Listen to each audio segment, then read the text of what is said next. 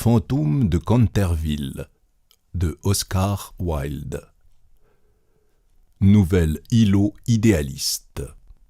1. Lorsque M. Hiram B. Otis, le ministre d'Amérique, fit l'acquisition de Canterville Chase, tout le monde lui dit qu'il faisait là une très grande sottise, car on ne doutait aucunement que l'endroit ne fût hanté. D'ailleurs, Lord Canterville lui-même, en l'homme de l'honnêteté la plus scrupuleuse, s'était fait un devoir de faire connaître la chose à M. Otis quand ils en vinrent à discuter les conditions. « Nous-mêmes, dit Lord Canterville, nous n'avons point tenu à habiter cet endroit depuis l'époque où ma grand-tante, la duchesse douairière de Bolton, a été prise d'une défaillance causée par l'épouvante qu'elle éprouva, dont elle ne s'est jamais remise tout à fait, en sentant 2 mains de squelette se poser sur ses épaules pendant qu'elle s'habillait pour le dîner. Je me crois obligé à vous dire, monsieur Otis, que le fantôme a été vu par plusieurs membres de ma famille qui vivent encore, ainsi que par le recteur de la paroisse, le révérend Auguste Dampierre, qui est un agrégé du King's College d'Oxford. Après le tragique accident survenu à la duchesse, aucune de nos jeunes domestiques n'a consenti à rester chez nous, et bien souvent Lady Canterville a été privée de sommeil par suite des bruits mystérieux qui venaient du corridor et de la bibliothèque. « My lord, répondit le ministre, je prendrai l'ameublement et le fantôme sur inventaire. J'arrive d'un pays moderne, où nous pouvons avoir tout ce que l'argent est capable de procurer.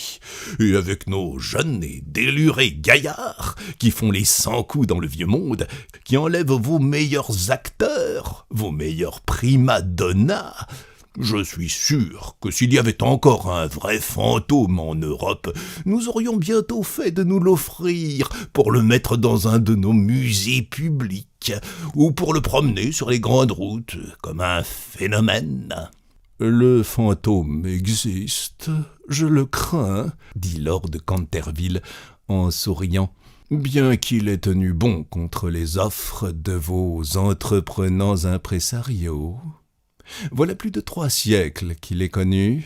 Il date au juste de 1574 et ne manque jamais de se montrer quand il va se produire un décès dans la famille. « Bah, le docteur de la famille n'agit pas autrement, Lord Canterville. Mais monsieur, un fantôme, ça ne peut exister. Et je ne suppose pas que les lois de la nature comportent des exceptions en faveur de l'aristocratie anglaise. »« Certainement, vous êtes très nature en Amérique, » dit Lord Canterville, qui ne comprenait pas très bien la dernière remarque de M. Otis. « Mais s'il vous plaît d'avoir un fantôme dans la maison, tout est pour le mieux. Rappelez-vous seulement que je vous ai prévenu. » Quelques semaines plus tard, l'achat fut conclu, et vers la fin de la saison, le ministre et sa famille se rendirent à Canterville. Mrs. Otis, qui, sous le nom de Miss Lucretia R. Tappan, de la West 52e rue, avait été une illustre belle de New York, était encore une très belle femme, d'âge moyen, avec de beaux yeux et un profil superbe. Bien des dames américaines, quand elles quittent leur pays natal, se donnent des airs de personnes atteintes d'une maladie chronique et se figurent que c'est là une des formes de la distinction en Europe. Mais Mrs. Otis n'était jamais tombée dans cette erreur. Elle avait une constitution magnifique et une abondance extraordinaire de vitalité. À vrai dire, elle était tout à fait anglaise, à bien des points de vue, et on eût pu la citer à bon droit pour soutenir la thèse que nous avons tous en commun avec l'Amérique, en notre temps, excepté la langue, cela s'entend.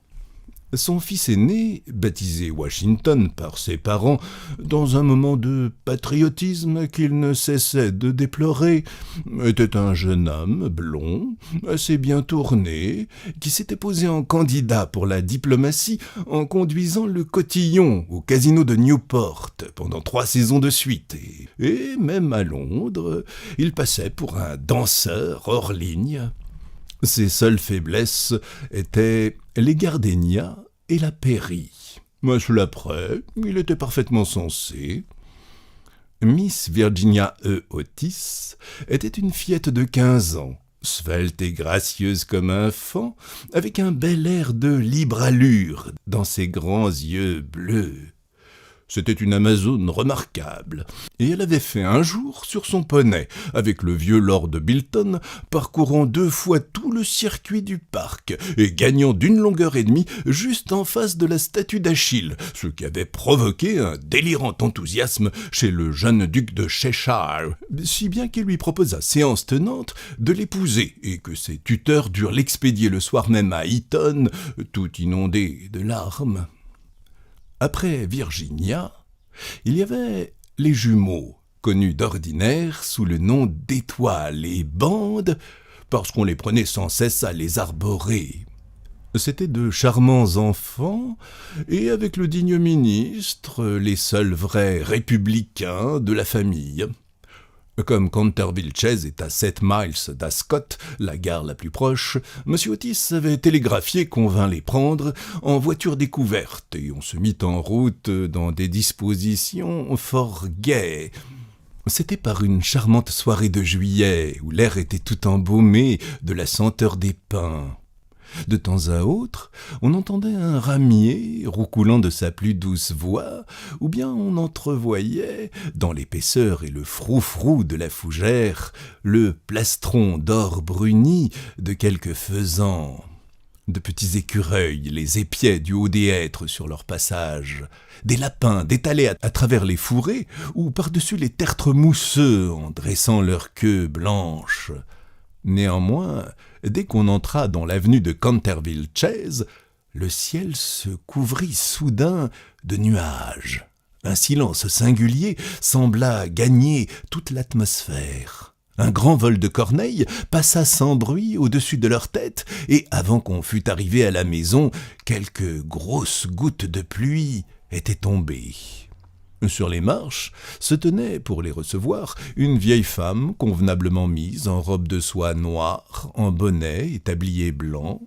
C'était Mrs. Humney, la gouvernante, que Mrs. Otis, sur les vives instances de Lady Canterville, avait consenti à conserver dans sa situation.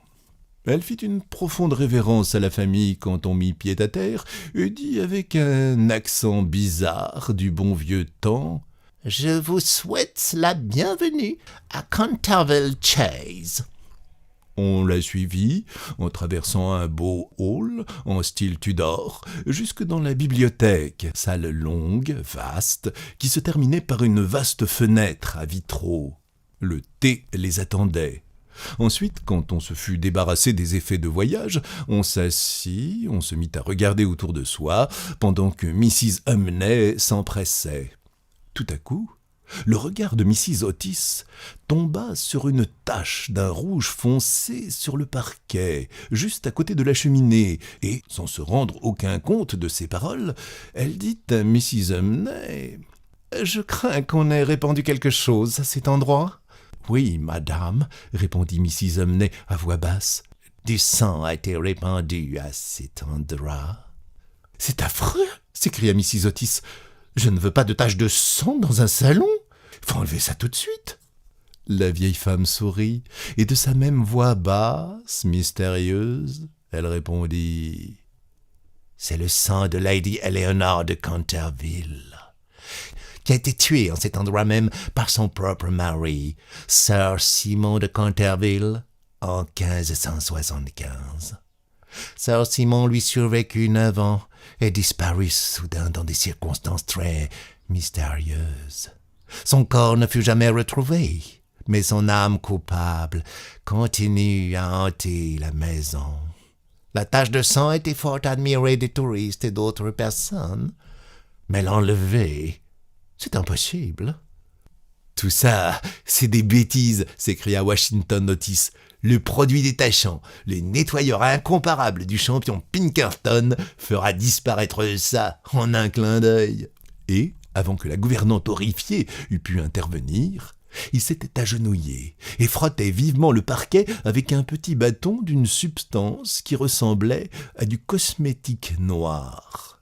Peu d'instants après, la tache avait disparu, sans laisser aucune trace.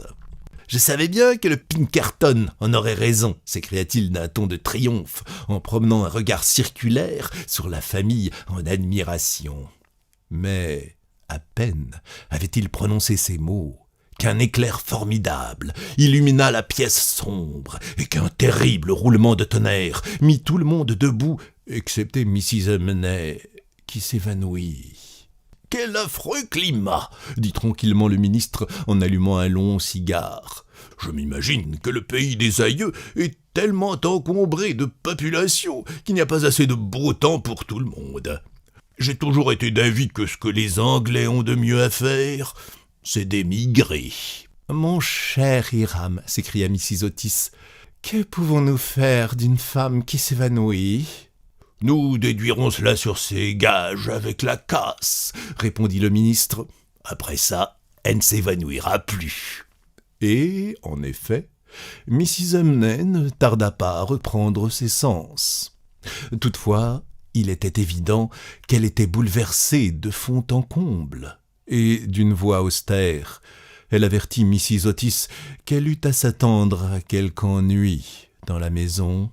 « J'ai vu de mes propres yeux des choses, monsieur, dit-elle, à faire dresser les cheveux sur la tête à un chrétien. Et pendant des nuits et des nuits, je n'ai pu fermer l'œil à cause des faits terribles qui se passent ici. » Néanmoins, M. Otis et sa femme certifièrent à la bonne femme, avec vivacité, qu'ils n'avaient nulle peur des fantômes.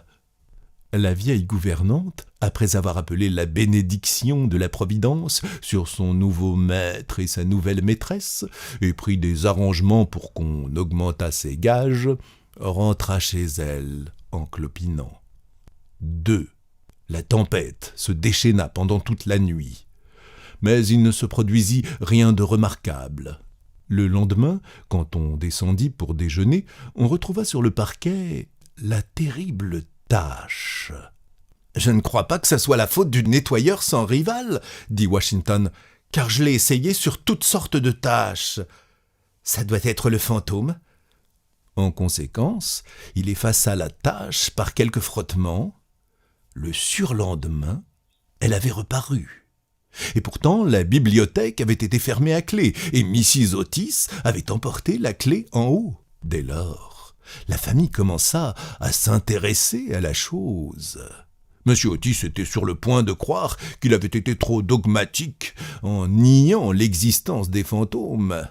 Mrs. Otis exprima l'intention de s'affilier à la Société psychique et Washington prépara une longue lettre à messieurs Myers et Podmore au sujet de la persistance des taches de sang quand elles résultent d'un crime. Cette nuit-là leva tous les doutes sur l'existence objective des fantômes. La journée avait été chaude et ensoleillée. La famille profita de la fraîcheur de la soirée pour faire une promenade en voiture. On ne rentra qu'à 9h et on prit un léger repas. La conversation ne porta nullement sur les fantômes, de sorte qu'il manquait même les conditions les plus élémentaires d'attente et de réceptivité qui précèdent si souvent les phénomènes psychiques. Les sujets qu'on discuta, ainsi que je l'ai appris plus tard de M. Otis, furent simplement ceux qui alimentent la conversation des Américains cultivés, qui appartiennent aux classes supérieures. Par exemple, l'immense supériorité de Miss Janie Davenport sur Sarah Bernhardt comme actrice, la difficulté de trouver du maïs vert, des galettes de sarrasin, de la polenta, même dans les meilleures maisons anglaises. l'importance de Boston dans l'expansion de l'âme universelle, les avantages du système qui consiste à enregistrer les bagages des voyageurs, puis la douceur de l'accent new-yorkais comparé au ton traînant de Londres. Il ne fut aucunement question de surnaturel. On ne fit pas la moindre allusion, même indirecte, à Sir Simon de Canterville. À 11 heures, la famille se retira. À 11h30, toutes les lumières étaient éteintes. Quelques instants plus tard, M. Otis fut réveillé par un bruit singulier dans le corridor, en dehors de sa chambre. Cela ressemblait à un bruit de ferraille et se rapprochait de plus en plus. Il se leva aussitôt, fit flamber une allumette et regarda l'heure. Il était 1 heure juste. M. Otis était tout à fait calme.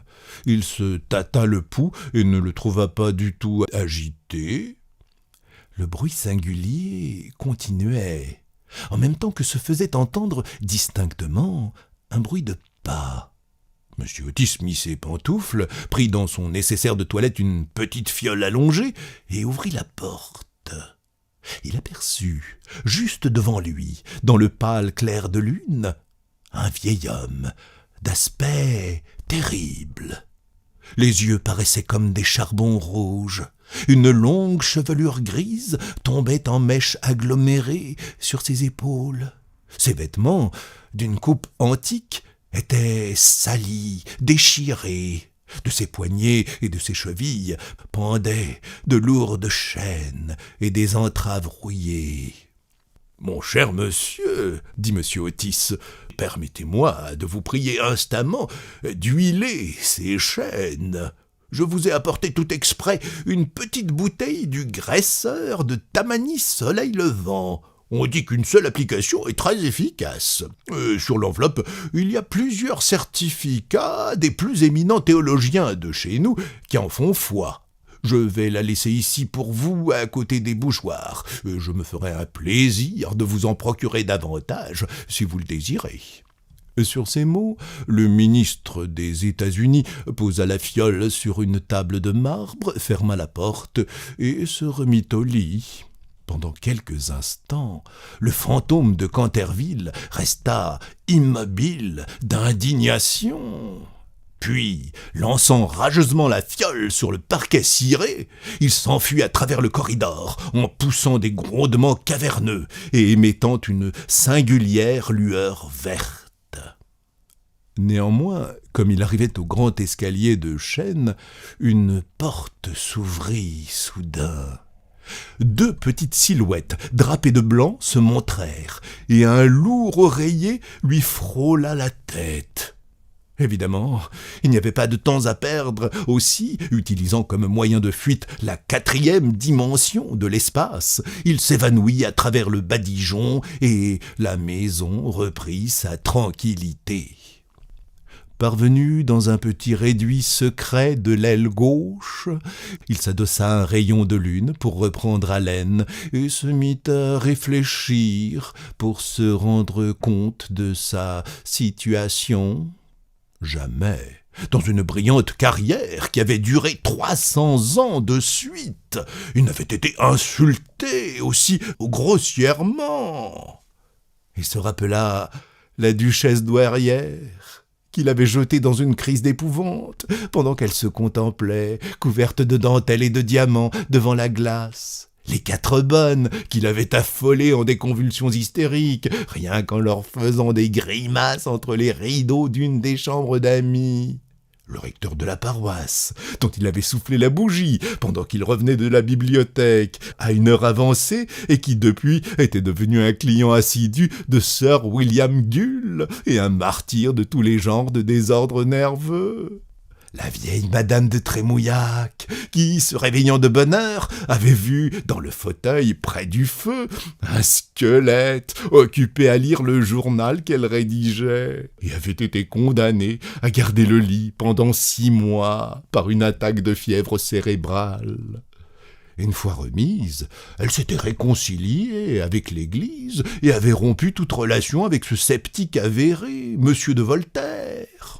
Il se rappela aussi la nuit terrible où ce coquin de Lord Canterville avait été trouvé râlant dans son cabinet de toilette, le valet de pique enfoncé dans sa gorge, et avait avoué qu'au moyen de cette même carte, il avait filouté à Charles Fox, chez Crockford, la somme de 10 000 livres. Il jurait que le fantôme lui avait fait avaler cette carte. Tous ces grands exploits lui revenaient à la mémoire. Il vit défiler le sommelier qui s'était brûlé la cervelle pour avoir vu une main verte tambouriner sur la vitre, et la belle Lady Stiefield qui était condamnée à porter au cou un collier de velours noir pour cacher la marque de 5 doigts imprimés comme du fer rouge sur sa peau blanche, et qui avait fini par se noyer dans le vivier au bout de l'allée du roi. Et, tout plein de l'enthousiasme égoïste du véritable artiste, il passa en revue ses rôles les plus célèbres. Il s'adressa un sourire amer en évoquant sa dernière apparition dans le rôle de Ruben le Rouge ou le nourrisson étranglé, son début dans celui de Gibéon le vampire maigre de la lande de Bexley, et la furore qui l'avait excité par une charmante soirée de juin, rien qu'en jouant au quilles avec ses propres ossements sur la pelouse du lawn tennis. Et tout cela pour aboutir à quoi ?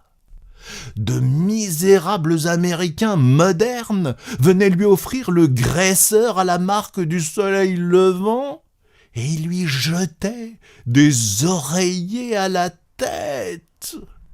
C'était absolument intolérable. En outre, l'histoire nous apprend que jamais fantôme ne fut traité de cette façon. La conclusion qu'il en tira, c'est qu'il devait prendre sa revanche, et il resta jusqu'au lever du jour dans une attitude de profonde méditation. 3. Le lendemain, quand le déjeuner réunit la famille Otis, on discuta assez longuement sur le fantôme. Le ministre des États-Unis était naturellement un peu froissé de voir que son offre n'avait pas été agréée. « Je n'ai nullement l'intention de faire au fantôme une injure personnelle, fit-il, et je reconnais que, vu la longue durée de son séjour dans la maison, ce n'était pas du tout poli de lui jeter des oreillers à la tête. » Je suis fâché d'avoir à dire que cette observation si juste provoqua chez les jumeaux une explosion de rire. « Mais d'autre part, reprit M. Otis, s'il persiste pour tout de bon à ne pas employer le graisseur à la marque Soleil levant, il faudrait que nous lui enlevions ses chaînes. Il n'y aurait plus moyen de dormir avec tout ce bruit à la porte des chambres à coucher. » Néanmoins, pendant le reste de la semaine, on ne fut pas dérangé. La seule chose qui attira quelque attention, c'était la réapparition continuelle de la tache de sang sur le parquet de la bibliothèque. C'était certes bien étrange, d'autant plus que la porte en était toujours fermée à clé le soir par M. Otis et contenait les fenêtres soigneusement closes. Les changements de teinte que subissait la tache, comparables à ceux d'un caméléon, produisirent aussi de fréquents commentaires. Certains matins, elle était d'un rouge foncé, presque d'un rouge indien. D'autres fois, elle était vermillon, puis d'un pourpre riche, et une fois, quand on descendit pour faire la prière, conformément au simple rite de la libre Église épiscopale réformée d'Amérique, on la trouva d'un beau vert émeraude. Naturellement, ces permutations de kaléidoscope amusèrent beaucoup la troupe, et on faisait chaque soir des paris sans se gêner. La seule personne qui ne prit point de part à la plaisanterie était la petite Virginie. Pour certaines raisons ignorées, elle était toujours vivement impressionnée à la vue de la tache de sang, et elle fut bien près de pleurer le matin où la tache parut vert émeraude. Le fantôme fit sa seconde apparition une nuit de dimanche. Peu de temps après qu'on fut couché, on fut soudain alarmé par un énorme fracas qui s'entendit dans le hall. On descendit à la hâte et on trouva qu'une armure complète s'était détachée de son support et était tombée sur les dalles. Tout près de là, assis dans un fauteuil au dossier élevé, le fantôme de Canterville se frictionnait les genoux avec une expression de vive souffrance peinte sur la figure. Les jumeaux, qui s'étaient munis de leur sarbacane, lui lancèrent aussitôt 2 boulettes avec cette sûreté de coup d'œil qu'on ne peut acquérir qu'à force d'exercices longs et patients sur le professeur d'écriture. Pendant ce temps-là, le ministre des États-Unis tenait le fantôme dans la ligne de son revolver et, conformément à l'étiquette californienne, le sommait de lever les mains en l'air. Le fantôme se leva brusquement en poussant un cri de fureur sauvage et se dissipa au milieu d'eux comme un brouillard, en éteignant au passage la bougie de Washington Otis et laissant tout le monde dans la plus complète obscurité. Quand il fut au haut de l'escalier, il reprit possession de lui-même et se décida à lancer son célèbre carillon d'éclats de rire satanique. En maintes occasions, il avait expérimenté l'utilité de ce procédé. On raconte que cela avait fait grisonner en une seule nuit la perruque de Lord Rucker. Il est certain qu'il n'en avait pas fallu davantage pour décider les 3 gouvernantes françaises à donner leur démission avant d'avoir fini leur premier mois. En conséquence, il lança son éclat de rire le plus horrible, réveillant de proche en proche les échos sous les antiques voûtes. Mais à peine les terribles sonorités s'étaient-elles éteintes qu'une porte s'ouvrit et qu'apparut en robe bleu clair Mrs. Otis. « Je crains, dit-elle, que vous ne soyez indisposé, et je vous ai apporté une fiole de la teinture du docteur Dobell. Si c'est une indigestion, ça vous fera beaucoup de bien. » Le fantôme la regarda avec des yeux flambants de fureur et se mit en mesure de se changer en un gros chien noir. C'était un tour qui lui avait valu une réputation bien méritée et auquel le médecin de la famille attribuait toujours l'idiotie incurable de l'oncle de Lord Canterville, l'honorable Thomas Horton. Mais le bruit de pas qui se rapprochait le fit chanceler dans sa cruelle résolution, et il se contenta de se rendre légèrement phosphorescent. Puis il s'évanouit, après avoir poussé un gémissement sépulcral, car les jumeaux allaient le rattraper. Rentré chez lui, il se sentit brisé, en proie à la plus violente agitation. La vulgarité des jumeaux, le grossier matérialisme de Mrs. Otis, tout cela était certes très vexant, mais ce qui l'humiliait le plus, c'est qu'il n'avait pas la force de porter la cotte de maille. Il avait compté faire impression, même sur des Américains modernes, les faire frissonner à la vue d'un spectre cuirassé, sinon par des motifs raisonnables, du moins par déférence pour leur poète national Longfellow, dont les poésies gracieuses et attrayantes l'avaient aidé bien souvent à tuer le temps, pendant que les Canterville étaient à Londres. En outre, c'était sa propre armure. Il l'avait portée avec grand succès au tournoi de Kenilworth et avait été chaudement complimenté par la Reine Vierge en personne. Mais quand il avait voulu la mettre, il avait été absolument écrasé par le poids de l'énorme cuirasse, du aume d'acier. Il était tombé lourdement sur les dalles de pierre, s'était cruellement écorché les genoux et contusionné le poignet droit. Pendant plusieurs jours, il fut très malade et faisait à peine quelques pas hors de chez lui, juste ce qu'il fallait pour maintenir en bon état la tache de sang. Néanmoins, à force de soins, il finit par se remettre, et il décida de faire une 3e tentative pour enrayer le ministre des États-Unis et sa famille. Il choisit pour sa rentrée en scène le vendredi 17 août et consacra une grande partie de cette journée-là à passer la revue de ses costumes.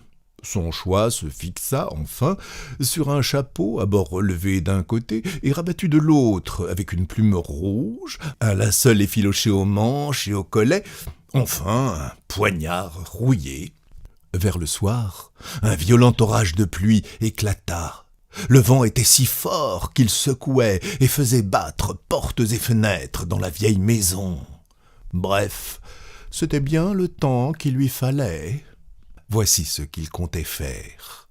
Il se rendrait sans bruit dans la chambre de Washington Otis, lui jargonnerait des phrases en se tenant au pied du lit et lui planterait 3 fois son poignard dans la gorge au son d'une musique étouffée. Il en voulait tout particulièrement à Washington, car il savait parfaitement que c'était Washington qui avait l'habitude constante d'enlever la fameuse tache de sang de Canterville par l'emploi du nettoyeur incomparable de Pinkerton. Après avoir réduit à un état de terreur abjecte le téméraire, l'insouciant jeune homme, il devait ensuite pénétrer dans la chambre occupée par le ministre des États-Unis et sa femme. Alors, il poserait une main visqueuse sur le front de Mrs. Otis, pendant que, d'une voix sourde, il murmurerait à l'oreille de son mari, tremblant, les secrets terribles du charnier. En ce qui concernait la petite Virginie, il n'était pas tout à fait fixé. Elle ne l'avait jamais insulté en aucune façon. Elle était jolie et douce.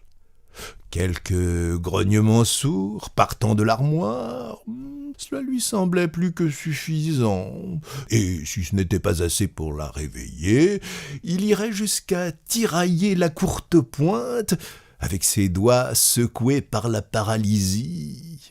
Pour les jumeaux, il était tout à fait résolu à leur donner une leçon.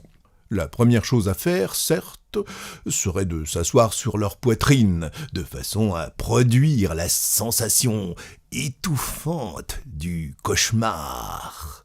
Puis, profitant de ce que leur lit était très rapproché, ils se dresseraient dans l'espace libre entre eux, sous l'aspect d'un cadavre vert, froid comme la glace, jusqu'à ce qu'ils fussent paralysés par la terreur.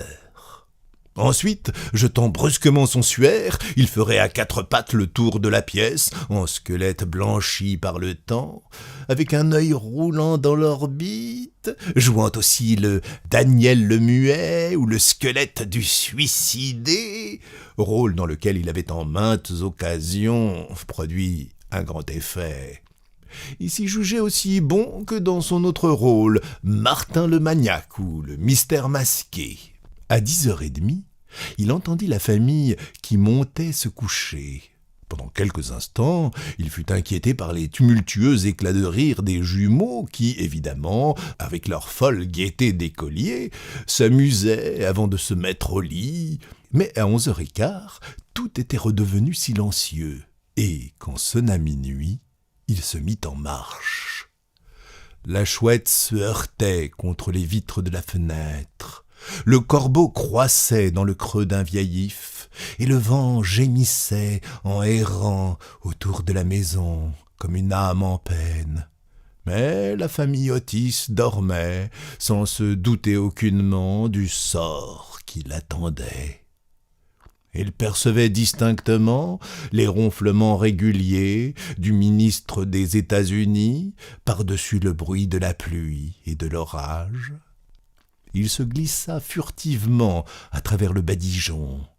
Un mauvais sourire se dessinait sur sa bouche cruelle et plissée, et la lune cacha sa figure derrière un nuage lorsqu'il passa devant la grande baie ogivale où étaient représentées en bleu et or ses propres armoiries et celles de son épouse assassinée.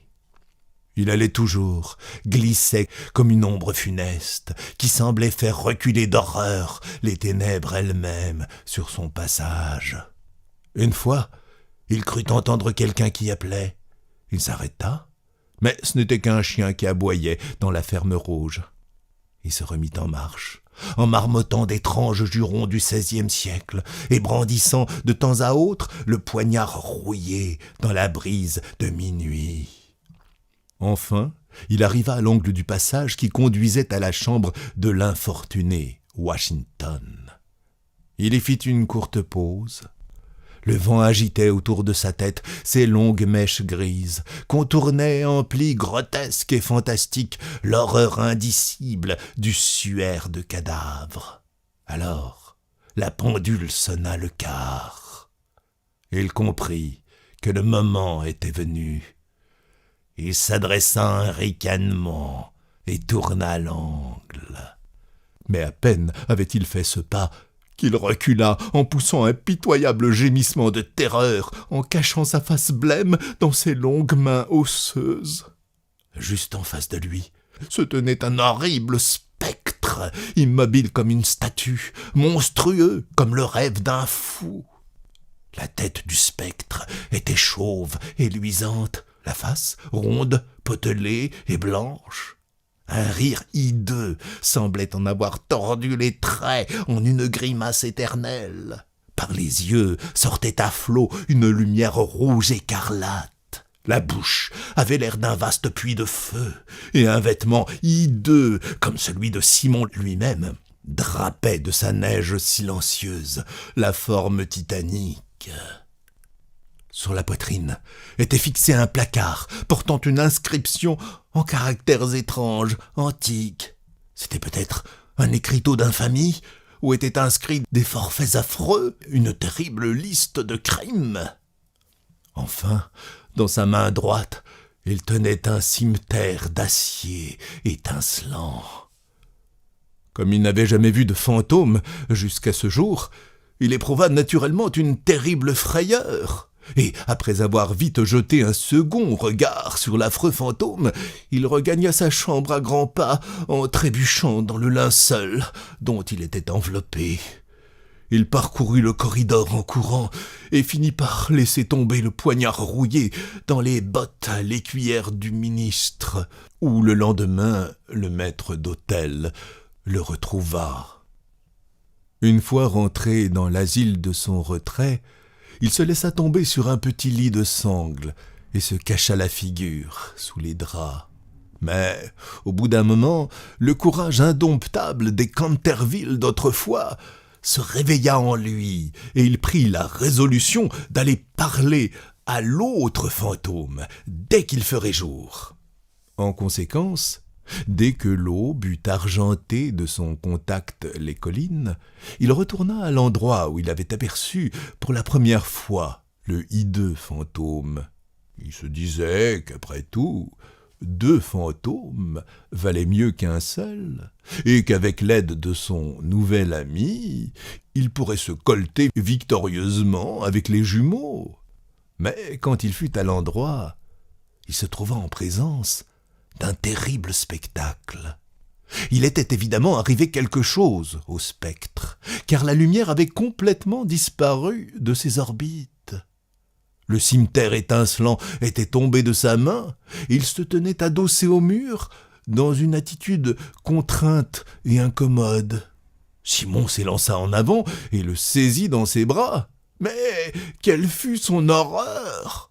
En voyant la tête se détacher et rouler sur le sol, le corps prendre la posture couchée, et il s'aperçut qu'il étreignait un rideau de grosses toiles blanches, et qu'un balai, un couperet de cuisine et un navet évidé gisaient à ses pieds. Ne comprenant rien à cette curieuse transformation, il saisit d'une main fiévreuse l'écriteau, et il lut, grâce à la lueur grise du matin, ces mots terribles. « Voici le fantôme Otis, le seul véritable et authentique esprit. Se défier des imitations, tous les autres sont des contrefaçons. » Et toute la vérité lui apparut comme dans un éclair. Il avait été berné, mystifié, joué. L'expression qui caractérisait le regard des vieux Canterville reparut dans ses yeux.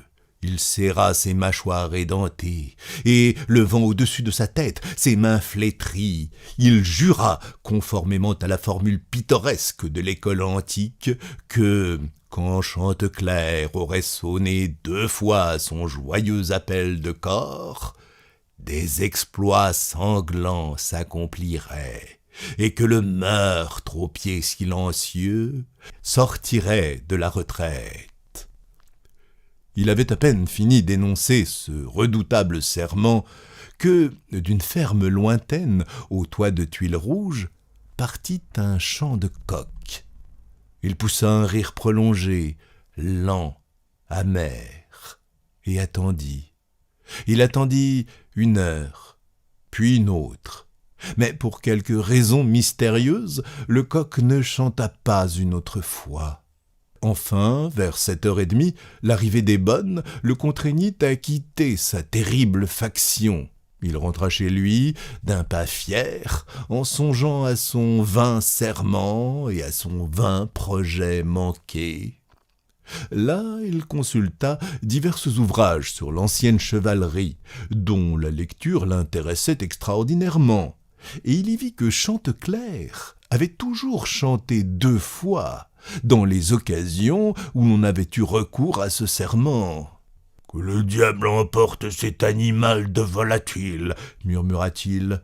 « Dans le temps jadis, avec ma bonne lance, j'aurais fondu sur lui, je lui aurais percé la gorge, et je l'aurais forcé à chanter une autre fois pour moi, dût-il en crever. » Cela dit, il se retira dans un confortable cercueil de plomb, et y resta jusqu'au soir.